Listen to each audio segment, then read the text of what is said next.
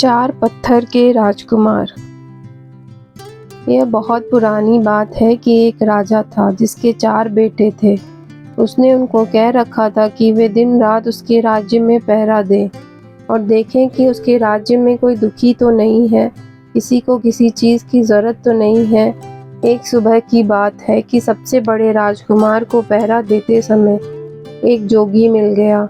वह जोगी एक तालाब के किनारे बैठा हुआ था और उसके पास चार घोड़े घास चर रहे थे। उसने देखा कि वे घोड़े, जितने भी घोड़े उसके पिता के पास थे, उनसे कुछ अलग ही नस्ल के थे और उनसे अच्छे भी थे। सो वह जोगी के पास गया और उससे पूछा, ओ जोगी, तुम कौन हो? तुम यहाँ कब आए? तुम्हें यहाँ क्या चाहिए? जोगी बोला, मुझे तुम चाहिए। राजकुमार ने आश्चर्य से पूछा, मैं क्यों? मैं इस देश के राजा का सबसे बड़ा बेटा हूँ। मेरे पिता ने मुझे इस देश को देखने भालने के लिए कहा है कि मैं यह देखूं किसी को किसी चीज़ की ज़रूरत तो नहीं है। तो तुम यह बताओ कि तुमको किसी चीज़ की ज़रूरत तो नहीं है। जोगी ने फिर वही जवाब दिया, मुझे केवल तुम चाहिए और कुछ नहीं। पर अगर तुम्हें कुछ चाहिए तो तुम मुझे बताओ, मैं तुम्हारे लिए वह ला दूंगा। राजकुमार बोला, ओ जोगी, मैं तुम्हारे इन बढ़िया घोड़ों में से एक घोड़े पर सवारी करना चाहता हूँ। जोगी बोला, ठीक है, तुम अपनी सवारी के लिए कोई सा एक घोड़ा ले लो, पर ध्यान रखना कि शाम होने से पहले पहले इसे वापस ले आना। जब तुम यहाँ आओगे तो मैं उम्मीद करता हूँ कि मैं तुम्हारी दिन भर की सवारी के बारे में तुम्हारे कुछ अनुभव जरूर सुनूंगा। राजकुमार ने एक घोड़ा चुना और उस पर सवार होकर चल दिया। जैसे ही राजकुमार उस घोड़े पर चढ़ा तो उस घोड़े ने तो बहुत तेजी से भागना शुरू कर दिया और वह एक जंगल की तरफ जा रहा था। वह एक सब्जी के बगीचे के पास जाकर रुक गया। उस बगीचे के चारों तरफ ऐसी बाड़ लगी थी कि उसके अंदर कोई नहीं घुस सकता था। राजकुमार जंगल की तरफ कुछ दूर और गया और फिर वहां से लौटने लगा। जब वह वापस लौट रहा था तो उसने देखा कि उस सब्जी के बगीचे के बाड़े में लगे सारे डंडे हंसियां बन गए हैं और बगीचे में से सब्जियां काट रहे हैं। यह देखकर उसे आश्चर्य तो बहुत हुआ, पर उसकी वजह उसकी समझ में नहीं आई कि ऐसा कैसे हुआ। वह वहां से चलकर जोगी के पास आ गया। जोगी ने उससे पूछा कि उसकी घोड़ी की सवारी कैसी रही, उसने रास्ते में क्या कुछ देखा। राजकुमार बोला, मैंने एक बागीचा देखा जिसके चारों तरफ ऐसी बाड़ लगी हुई थी जिसमें से अंदर जाना नामुमकिन था। मैं उससे थोड़ा और आगे चला गया। फिर जब मैं वापस लौट कर आया तो देखा कि उसी बाड़ के डंडे हंसियां बने उसी बगीचे में से सब्जी काट रहे हैं। जोगी ने पूछा, जानते हो इसका क्या मतलब है? राजकुमार बोला, नहीं, मैं तो नहीं जानता। जोगी बोला, नहीं जानते? और तुम्हारे पिता ने तुमको इस राज्य की देखभाल करने के लिए कहा है। जाओ, तुम पत्थर के हो जाओ। जोगी के ये कहते ही राजकुमार पत्थर का हो गया। अगली सुबह राजा का दूसरा बेटा शहर की देखभाल के लिए निकला। वह भी उसी जोगी के पास पहुंच गया। उसने भी जोगी के बढ़िया घोड़े देखे तो वह भी उन घोड़े को देखकर बहुत खुश हो गया। वह भी जोगी के पास रुका और उससे पूछा कि वह कौन है और वहां कहां से आया है। जोगी बोला, मैं यहाँ इस देश में कुछ दिनों से घूम रहा हूँ। ये चारों घोड़े मेरे हैं। क्या तुम इनमें से किसी एक घोड़े की सवारी करना चाहोगे? कल राजा का सबसे बड़ा बेटा यहाँ आया था। उसने इनमें से एक घोड़े की सवारी करनी चाहिए। मैंने उसको किसी भी घोड़े को चुनने और उसकी सवारी की इजाज़त दे दी, पर जब सवारी करके वह वापस आया तो जो कुछ उसने रास्ते में देखा था वह उसका मतलब मुझे समझा न सका, तो मैंने उसको पत्थर का बना दिया। राजकुमार बोला, अच्छा, मगर उसने ऐसा क्या देखा जिसे वह तुम्हें समझा नहीं सका? तब जोगी ने उसे बताया कि उसने क्या देखा था और वह वायदा किया कि अगर वह इस बात को उसे समझा सके कि वह डंडे हंसिया में क्यों बदल गए थे तो वह उसके भाई को जिंदा कर देगा। राजकुमार बोला, जोगी, तुमने तो ये बहुत ही मुश्किल सवाल पूछ लिया। जब मैंने उसे देखा ही नहीं जिसके बारे में तुम मुझसे पूछ रहे हो, तो मैं उसे तुम्हें कैसे समझा सकता हूँ? हाँ, अगर मैं तुम्हारा एक सुंदर घोड़ा ले जाऊं और उसे देख आऊं तो शायद मैं तुम्हें समझा सकूं। जोगी ने उसको इजाज़त दे दी और वह एक घोड़ा लेकर वहां से चला गया। वह घोड़ा भी उसको एक जंगल की तरफ ले गया। वहां जाकर उसने देखा कि नई पैदा हुई बच्चियां अपनी माँ को दूध पिला रही है। वह बहुत देर तक इस अजीब दृश्य को देखता रहा और फिर जोगी के पास लौट आया। जोगी ने पूछा, तुमने रास्ते में क्या देखा? राजकुमार ने उसे बताया कि उसने देखा कि नई पैदा हुई बछिया अपनी माँ को दूध पिला रही थी। जोगी ने उससे भी पूछा, क्या तुम बता सकते हो इसका क्या मतलब हुआ? राजकुमार बोला, मैं नहीं जानता। जोगी बोला, क्या तुम भी नहीं जानते? राजकुमार उसके इस सवाल का जवाब नहीं दे पाया, क्योंकि इससे पहले ही वो पत्थर का बन चुका था। तीसरी सुबह तीसरा राजकुमार शहर की देखभाल के लिए निकला। वह भी जोगी के पास आया। उसने भी उसके घोड़े देखे। वह भी उसके घोड़े देखकर आश्चर्यचकित रह गया। उसने उससे पूछा कि वह कौन था और उसको इतने सुंदर घोड़े कहाँ से मिले। उसके इस सवालों पर ध्यान न देते हुए जोगी ने उससे उसके पास बैठ जाने के लिए कहा। बातों बातों में उसने पता चला लिया कि यह भी राजकुमार था और अपने दो भाइयों की खोज में निकला था। उसने उसको बता दिया कि उसके दोनों बड़े भाइयों के साथ क्या हुआ।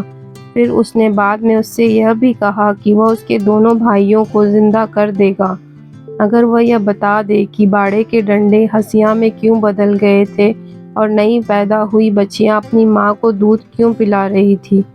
राजकुमार बोला, बहुत बहुत धन्यवाद। अगर आप मुझे अपना एक घोड़ा दे दें तो मैं इन अजीब चीज़ों को देख कर आ सकता हूँ और तब शायद आपको समझा सकूं। जोगी बोला, हाँ हाँ, क्यों नहीं।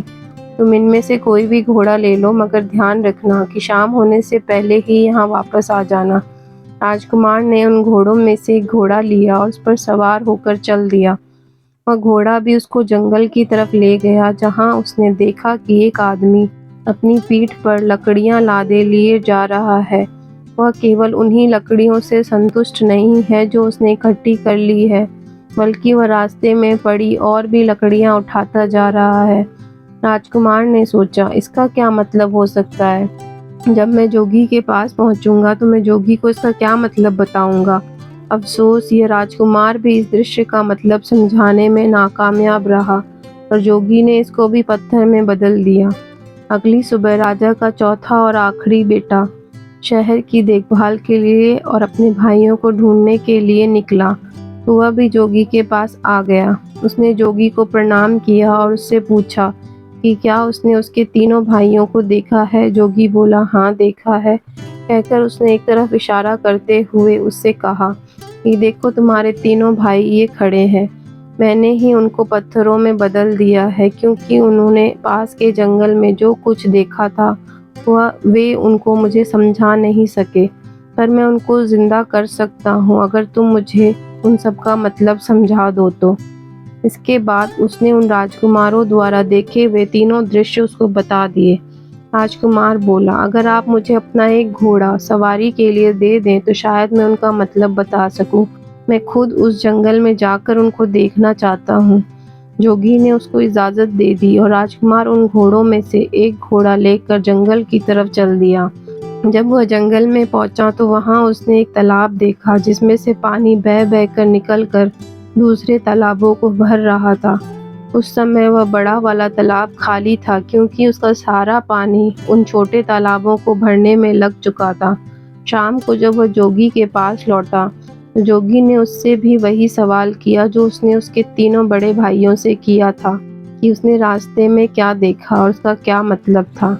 यह राजकुमार भी जोगी के इस सवाल का जवाब देने में नाकामयाब रहा, सो जोगी ने इसको भी पत्थर में बदल दिया। जब राजा को पता चला कि कई दिनों से उसके चारों बेटों में से किसी का कोई पता नहीं है, तो उसको शक हुआ कि उसके बेटों पर जरूर ही कोई मुसीबत आ पड़ी है। अब वह खुद उनको ढूंढने के लिए निकल पड़ा। ढूंढते ढूंढते वह भी जोगी के पास आया। उसने भी जोगी से पूछा, जोगी जी, क्या आपने मेरे चारों बेटों को कहीं देखा है? जोगी ने एक तरफ खड़े चार पत्थर के खंभों की तरफ इशारा कर दिया। राजा यह देखकर सकते में आ गया। उसके मुंह से निकला, कहीं आपका यह मतलब तो नहीं कि वे पत्थर में बदल गए हैं? जोगी बोला, हाँ, ये ही है। मैंने ही उन्हें पत्थरों में बदल दिया है, क्योंकि वे मुझे जंगल में देखे हुए कुछ दृश्यों के मतलब नहीं समझा सके। फिर भी मैं उनको जिंदा कर सकता हूँ अगर तुम उनका मतलब मुझे समझा दो। अगर तुम्हें चाहिए तो तुम मेरा एक घोड़ा लेकर जंगल जा सकते हो। राजा बोला, नहीं धन्यवाद, इसकी कोई ज़रूरत नहीं है, पर अगर आप मुझे यह बता सके कि उन्होंने क्या देखा है जिसको वे आपको नहीं समझा सके, तो शायद मैं उनको आपको समझाने की कोशिश कर सकूं। तब जोगी बोला, राजन, तुम्हारे सबसे बड़े बेटे ने जंगल में एक सब्जी का बगीचा देखा जिसके चारों तरफ ऐसी बाड़ लगी थी जिसको पार कर उसके अंदर जाना नामुमकिन था। जब वह वहां से लौटा तो उसने देखा कि उस बाड़ के डंडे हंसिया बनकर उस बगीचे की सब्जी काट रहे हैं। इसका क्या मतलब है? राजा बोला, यह एक ऐसे आदमी की तस्वीर है जिसके पास कुछ पैसा सुरक्षा के लिए रखा गया हो और जब उस पैसे का मालिक अपना पैसा उससे वापस मांगने आया हो तो उस आदमी ने उसके पैसों को या तो कहीं छिपा दिया हो या फिर उसे खर्च कर दिया हो जिससे कि उस पैसों के मालिक को उसका पैसा न मिल पा रहा हो। जैसे ही राजा ने अपना वाक्य पूरा किया उसका बड़ा बेटा सबके सामने जिंदा और तंदुरुस्त खड़ा हो गया। जोगी ने अपना दूसरा सवाल किया, तुम्हारे दूसरे बेटे ने एक नई पैदा हुई बच्चिया को अपनी माँ को दूध पिलाते देखा, इसका क्या मतलब है? राजा बोला, बड़ी अजीब सी बात है। उसको यह देखकर किसी ऐसी स्त्री की याद नहीं आई जो अपनी बेटी की कमाई पर जिंदा रहती हो? राजा के यह कहते ही उसका दूसरा बेटा भी जिंदा होकर उसके सामने आ खड़ा हुआ। तब जोगी ने अपना तीसरा सवाल पूछा, राजन, तुम्हारे तीसरे बेटे ने एक ऐसा आदमी देखा जो अपनी पीठ पर लकड़ियां लादे लिए जा रहा था। वह अपने उस ढेर से संतुष्ट नहीं था और रास्ते में उसको और जो लकड़ियां मिलती जा रही थी वह उनको भी उठाता जा रहा था। इसका क्या मतलब है? राजा बोला, यह इस बात को बताता है कि कुछ लोग ऐसे होते हैं जो उनके पास जो कुछ भी होता है वे उससे संतुष्ट नहीं होते, उनको हमेशा ही और ज़्यादा की इच्छा बनी रहती है। जैसे ही राजा ने ये शब्द बोले कि उसका तीसरा बेटा भी जिंदा खड़ा होकर उसके सामने आ गया। अब जोगी ने अपना चौथा और आखिरी सवाल पूछा, राजन, तुम्हारे सबसे छोटे बेटे ने जंगल में एक तालाब देखा जिसने 6 दूसरे तालाबों को पानी देने के लिए अपने आप को खाली कर दिया, इसका क्या मतलब है? राजा बोला, जोगी जी, वह बड़ा तालाब दुनिया के उन आदमियों के समान है दूसरों को देने के लिए अपना सब कुछ खर्च कर देते हैं और बदले में उन्हें क्या मिलता है? कुछ भी नहीं। जैसे ही राजा यह बोला उसका चौथा बेटा भी जिंदा होकर उसके सामने आ खड़ा हुआ। राजा और उसके चारों बेटे खुशी खुशी अपने महल वापस लौट आए। मिलते हैं नई कहानी के साथ नई वीडियो में, तब तक के लिए धन्यवाद। नए हैं तो चैनल को सब्सक्राइब कीजिए। Thanks for watching.